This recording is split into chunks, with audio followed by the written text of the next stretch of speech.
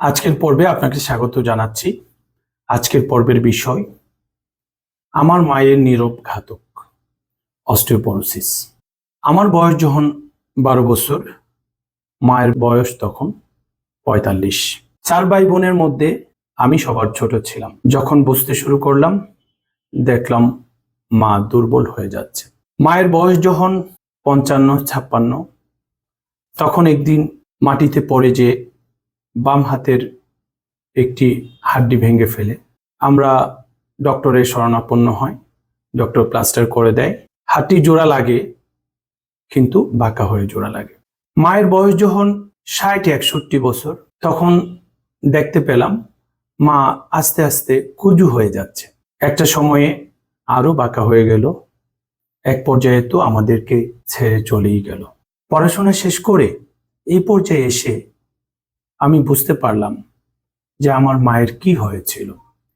আমার মা কেন 45-এর পরেই একটু দুর্বল হয়ে গিয়েছিল, কেনই বা 55-তে একটু পরে যেই হাতের একটা কবজি, একটা হাড় ভেঙে ফেলেছিল, কেনই বা 60-এর পরে আস্তে আস্তে নজু হয়ে যাচ্ছিল। আমার আফসোস হচ্ছে, আমাদের কি কিছু করার ছিল না? হ্যাঁ, এখন পড়াশোনা শেষ করে এই পর্যায়ে এসে আমি বুঝতে পারলাম যে কিছু করার ছিল। তাহলে প্রশ্ন জাগে, আমার মায়ের কি রোগ হয়েছিল? আমার মায়ের যেই রোগটি হয়েছিল সেটা হচ্ছে অস্টিওপোরোসিস।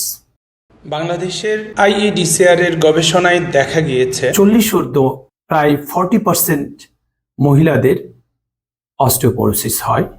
বয়স বাড়তে থাকলে সেটা আরো বেড়ে যায়। 50-এর পরে প্রতি 2 জনে 1 জনের অস্টিওপোরোসিস হয়।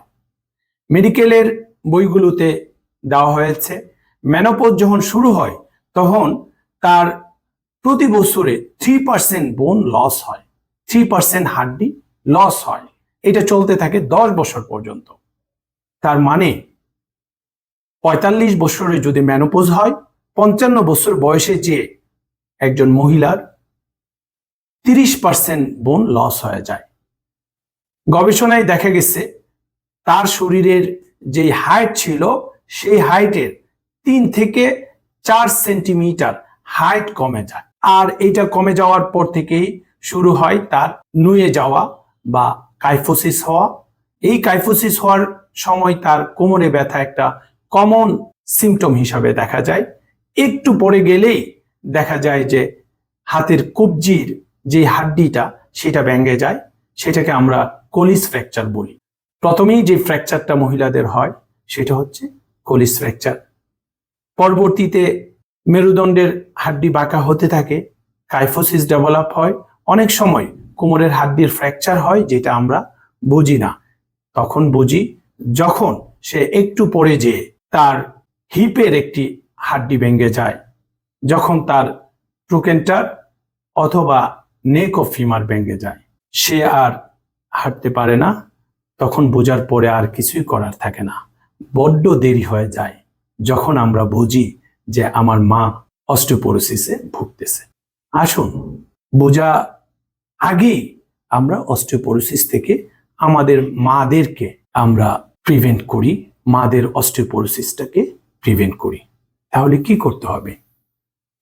অস্টিওপোরোসিস প্রিভেন্ট করার জন্য পৃথিবীতে অনেক দামি দামি রিসার্চ হচ্ছে। সেই রিসার্চগুলো থেকে দেখা যায় এখন পর্যন্ত অস্টিওপোরোসিস প্রিভেনশনের জন্য কিছু প্রতিরোধমূলক ব্যবস্থা, একটা গাইডলাইন তৈরি হয়েছে। এই গাইডলাইনের মধ্যে রয়েছে নাম্বার 1, তার ক্যালসিয়াম এবং ভিটামিন যুক্ত খাবার সেটা খেতে হবে যখন গ্রোয়িং এজ থাকে সেই সময়ে, এবং 40-এর পরে এই ক্যালসিয়াম সমৃদ্ধ এবং ভিটামিন ডি সমৃদ্ধ খাবার সেটা বেশি করে খেতে হবে।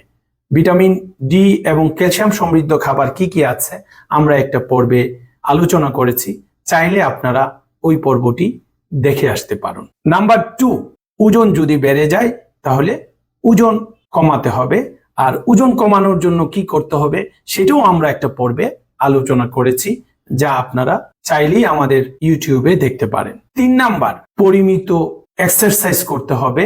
প্রতিদিন অন্তত পক্ষে আধা ঘন্টার উপরে হাঁটতে হবে, এবং সেটা যাতে অন্ততপক্ষে প্রতি 7 দিনে 5 দিন নিয়মিত হয়, সেটা খেয়াল রাখতে হবে। আর 4 নাম্বার হচ্ছে ফার্মাকোলজিক্যাল অ্যাটেম্প্ট নেওয়া। সেটা হচ্ছে বাজারে এখন এই অস্টিওপোরোসিসকে প্রিভেন্ট করার জন্য যেই ড্রাগগুলো আসছে, অন্যতম একটি ড্রাগ হচ্ছে বিসফসফেনেট। এই বিসফসফেনেট তার লাগবে কি লাগবে না, এটার জন্য আমাদের দেশে একটা পরীক্ষা করা হয়, যেটা হচ্ছে ডেক্সা বা বোন স্ক্যান, বিএমডি নামে অধিক পরিচিত। এই বিএমডিতে যদি জেড স্কোর কমে যায়, তখন এই বিসফসফেনেট কন্টিনিউ করতে হবে। 40 ঊর্ধ্ব মহিলার ক্ষেত্রে এই বিসফসফেনেট বছরে একটা ইনজেক্টেবল ফরম্যাটে বিসফসফেনেট রয়েছে, সেটা সে নিতে পারে, অথবা 1 মাসে অথবা 7 দিনে আর একটু কম পরিমাণ বিসফসফেনেট ট্যাবলেট অথবা ইনজেকশন নেওয়ার সুযোগ আছে, সেটা নিতে পারে। আর তার সাথে ক্যালসিয়াম এবং ভিটামিন ডি সাপ্লিমেন্ট হিসাবে ট্যাবলেট অথবা ইনজেকশন খেতে পারে। যদি এই কাজগুলো করে, তাহলে আপনার মা হয়তোবা এই ধরনের কবজির হাড্ডি ভাঙ্গা, কলিজ ফ্র্যাকচার, কোমরের হাড্ডি ভাঙ্গা এবং নুয়ে যাওয়া সেটা রোধ হতে পারে। আসুন আমরা আমাদের হাড়ের যত্ন নেই, আমাদের মাদের হাড়ের যত্ন নেই। ধন্যবাদ সবাইকে।